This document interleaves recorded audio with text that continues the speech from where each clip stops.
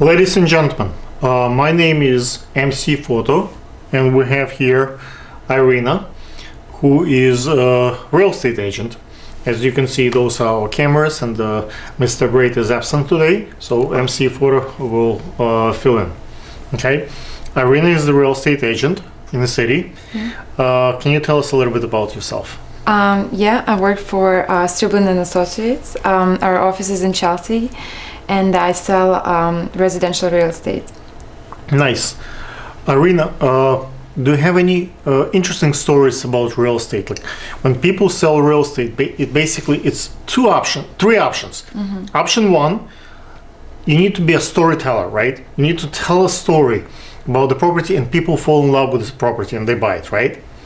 The other option is to be a good listener. Let's say I don't speak much English. I have a heavy accent. I have barely, know all the words in English. Okay, but I still not the native speaker, and it's Shakespeare language is not my first language. So sometimes I just listen, and a real estate agent could be just a good listener. If you listen to people and hear what they want to say, you'll just sell to them, right? Yeah, definitely. You need to be a good listener. And maybe the third way could be just do your own thing and be yourself, and just sell what you can sell, and I guess maybe then people buy from you. How do you sell? What's your secret? I think one of the most important things is just to make your buyers or clients be yourself and just tell you exactly what they think. Not, if they don't like it, if they don't like the apartment, they need to feel comfortable with you and just say, but how do you know you like this apartment or not? Do you bring them in the morning when it's a good light? Do you spray perfume before they walk in? Well, it depends. So it smells better? Right. Well, sometimes it can be a deal breaker if apartment smells bad. So one time I had a story. We were on the way to the apartment with my buyer, and we were talking about having pets and animals, and he says, between me and you, I hate cats. And we come into apartment, and the other agent was asking us if he has allergy to cats, because the owner has 2 cats. And he was like, okay, I don't have allergies, so it's gonna be okay. So we walking into the apartment, and it was one cat jumping after another. It was not 2 cats. It was much more than 2 cats, like much more cats than 2.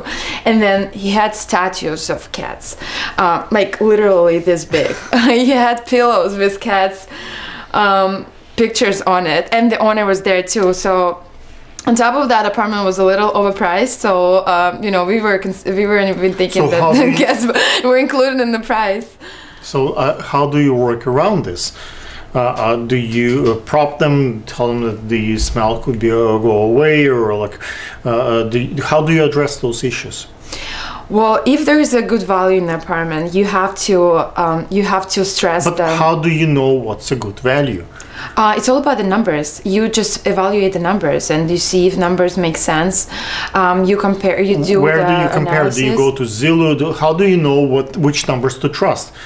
Do I trust your numbers as a real estate agent, or my lawyer, or my friends? Like, how do what's you the just have? I do my due diligence, and I present the facts. I don't make up anything. I don't just say, "Oh, I think this is a good deal." I always show.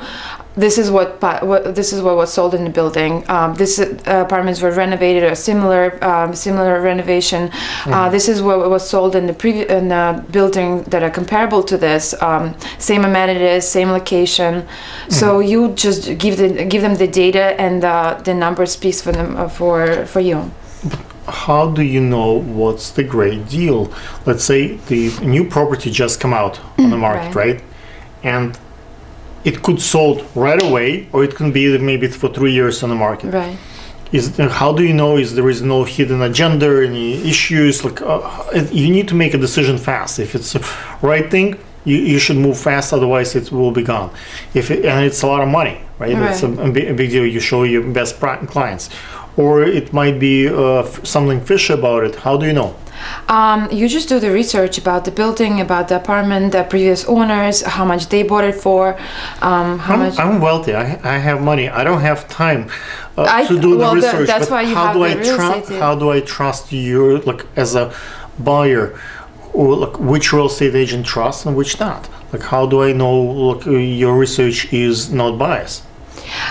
You just want your commission, Right. so Well, that's you the have the commission is always agency nice. problems. You always want to make a sale, right? Well, now it's a lot of data is available online, so you can go online and check everything that I present to you. But you would need a real estate agent But as a is there resource. like a legitimate third-party source to check on your real estate agents? Because when people buy on Amazon, right, they check the Right. reviews, right? When people like buy from, let's say, a lawyer or from someone licensed, you can check if they have any marks on list. Is there a legitimate way to verify if this real estate agent is, dealing with the proper ways? You look at the Yelp, or how do you know? Some Talk to your website friends, presents, referrals? I guess referrals is always the best way, and you look at the agents past sold and like deals that they have done. There is no official way to check it.